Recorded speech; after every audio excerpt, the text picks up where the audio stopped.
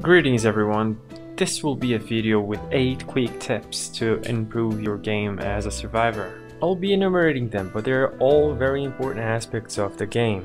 And don't forget to hit the subscribe button because content gets uploaded every week, either informative or for entertainment. So without further ado, let's get to the video.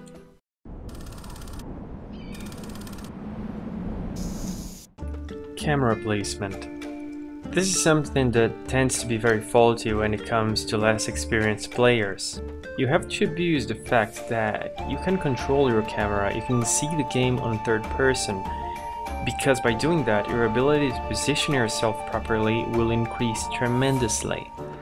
And sometimes this will give you the opportunity to bamboozle the killer by going somewhere he just passed by, for example, which is less likely that he will check twice in a row. Also, controlling your placement, the placement of your camera, can really help you to sometimes make quick decisions that may end up saving your skin in a lost situation. It's mandatory to use the camera placement properly if you want to succeed in a chase, because knowing where the killer is fundamental to be able to lose him or loop him properly. Don't over 360. Some more intermediate players tend to try to 360 a lot, and it's true that it feels great when it works, but often it doesn't. So you should rely more on good positioning, on awareness, on looping right, than on 360ing the killer. This mechanic should be a last resort kind of thing, because even when it works, like you make him miss, sometimes it's not enough. One miss hit to get you to a better position, leading you to get downed even though you outplayed the killer on that moment, and all because you thought you could get out of a bad situation just by having quick hands. So yes, it may work once, but you won't be able to 360 the killer for the whole game. So rely on better positioning and awareness and looping right, and you will be more successful. Pay attention to your surroundings. This is one of the most important tips. Dead by Daylight's maps are procedurally generated, meaning that even though a lot of the patterns repeat, they are not always the same. So good survivors will always look around, evaluate if he's in a safe or dangerous spot. He will search for pallets while he works on gens. He will preemptively think about escape routes in case the killer comes from one direction or the other. He will always think if the pallets he have around him is a good one for looping or not, if there is any useful window nearby, if there are auras being shown that will perhaps help him. A good survivor will always take these things into consideration, so paying attention is a huge part of this game. As a survivor, being prepared to bad situations is the most important thing you have to take care of, because if you go down too quickly, there will be at least one teammate of yours out of gens because he will have to rescue you.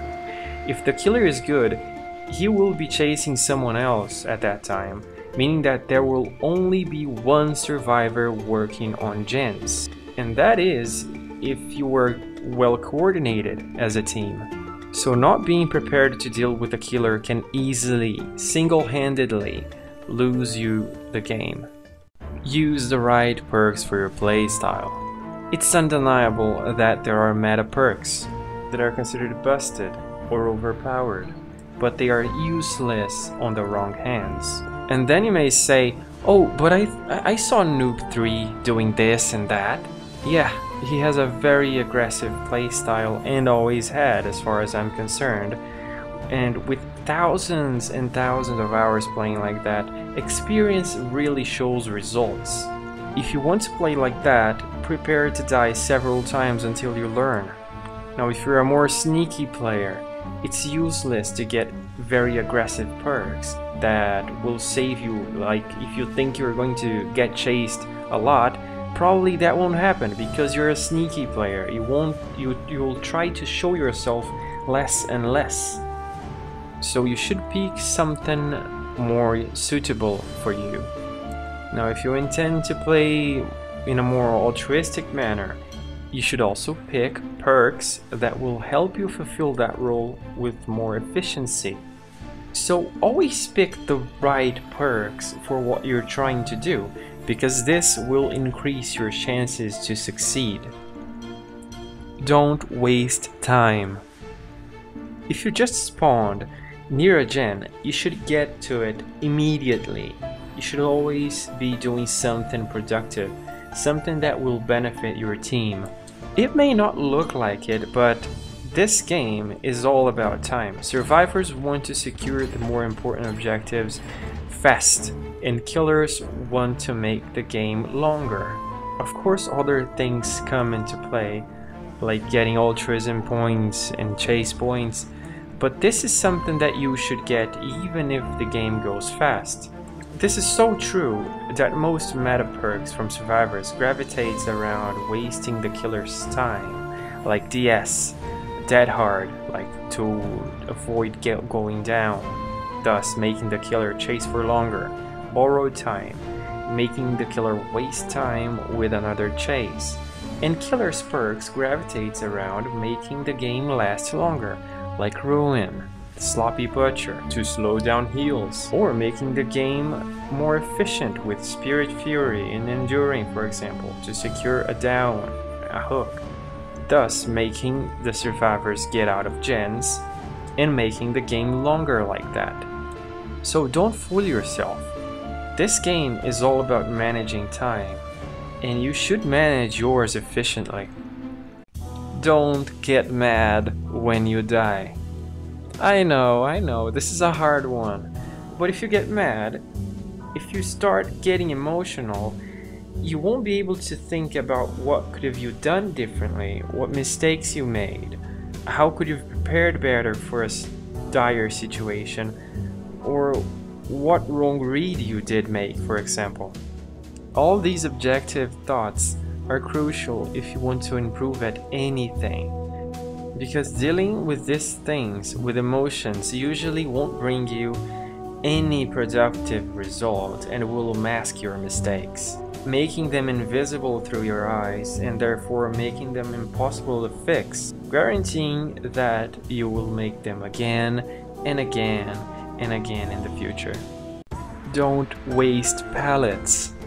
Now, this brings a lot of controversy, right? Because what does it mean to waste a pallet? If you dropped a pallet, it's probably because you needed to do it, right? It will bring some benefit to you, right? Well, sometimes that's not the case. And before getting into that, it's true that some pallets have different weights on the game. Like the shack pallet is super important, because good players can use this shack pallet to really waste the killer's time in a way that sometimes they even give up going to the shack pallet. That's how strong it is, just being there.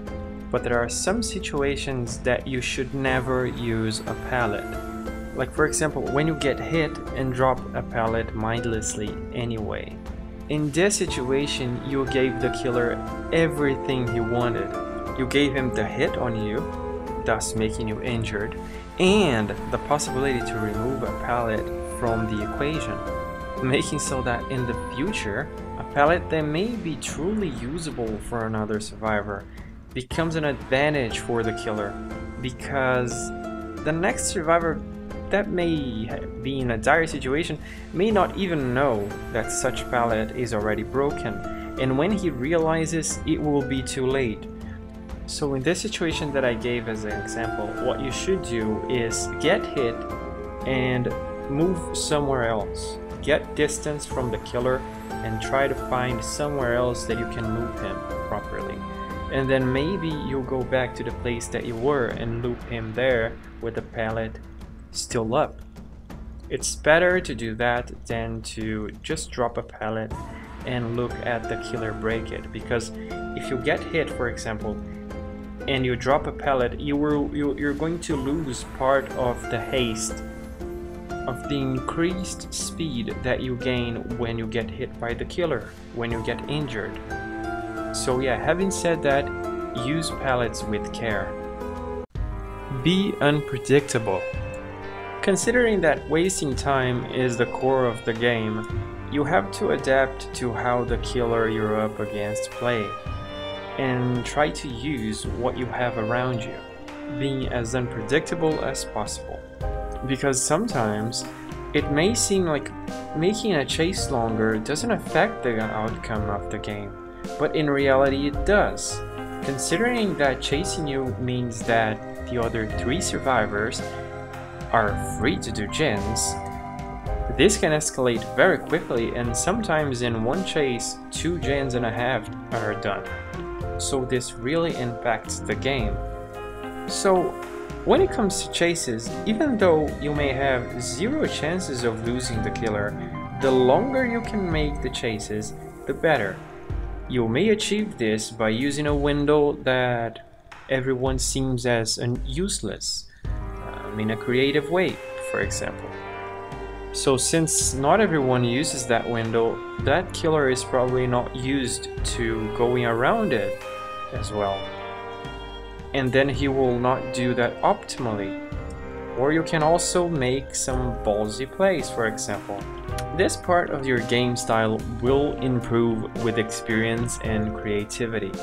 So the more you play, the more you keep your eyes open for opportunities, the better you will do it. So this is all I have planned for this video. Thank you for watching. Leave a comment down below, so maybe I forgot something, right? Also, don't forget to leave a like and subscribe for more content, because I do TBD content very frequently, I would say. And yeah, thank you for watching. Have a great evening, morning, or whatever you're having at the moment.